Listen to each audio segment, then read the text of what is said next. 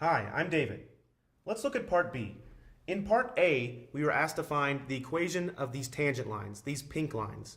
And I've left some of the information up. I've left the fact that we found that the derivative of y with respect to x was x over 9y, that we found the critical points, 6 square root of 3 and 6 negative square root of 3, and then we found the slope of those two different tangent lines. Well, in part B, we're asked to find the equation of the normal lines. Well, we can use the slope of the tangent lines to find the slopes of the normal lines. So let's do that. And we're going to do kind of the same thing. If this first line is my first tangent line, then the normal line is perpendicular to it. So if I have one slope, how do I get perpendicular to it? I take its opposite reciprocal. So the reciprocal of 2 over 3 square root of 3 is 3 square root of 3 over 2. And its opposite just means I put a negative in front of it. Similarly over here, I'm going to take this line's opposite reciprocal of its slope.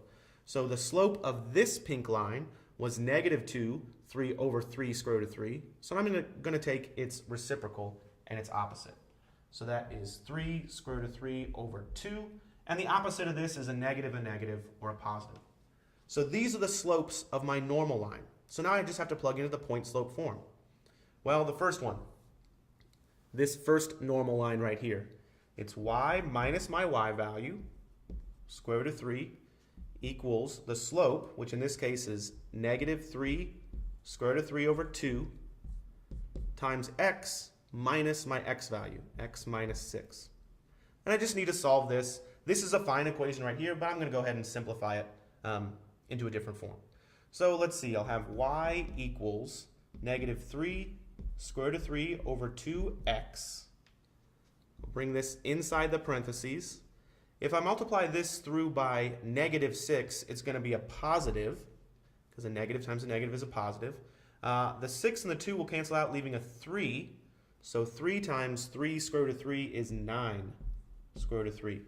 And I'm going to add on another square root of 3 from this side, so plus that square root of 3 right there. So my final answer, since I can kind of simplify this, is y equals negative 3 square root of 3 over 2x plus 10 square root of 3. And that's a good answer. Okay, for my next one, I want to look at this one right here.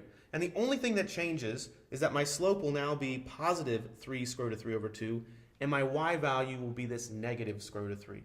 Other than that, it's going to be the same type of problem. So it'll be y minus a negative square root of 3 equals my slope, which we said was 3 square root of 3 over 2, times the quantity x minus 6. Again, the only things that changed in these two problems was instead of a positive square root of 3 here, I'm using a negative square root of 3, and my slope changed from this negative number to this positive number. Other than that, it's the same. So I can simplify this too to get a nice looking equation for y. So y equals 3 square root of 3 over 2x, and then bring this inside both pieces. I get a minus, well, it's going to be exactly what I got here, except it's going to be a minus sign. So it's minus 9 square root of 3. And then I've got a plus square root of 3, which I'm going to subtract over to the other side. So minus square root of 3. So my second normal equation looks like this. Y equals 3 square root of 3 over 2x minus 10 square root of 3. And that's a fine answer right here. So in this problem, we first found the equation of the tangent lines. That was part A. And now here in part B, we have the two equations for the two different normal lines. Thanks for watching.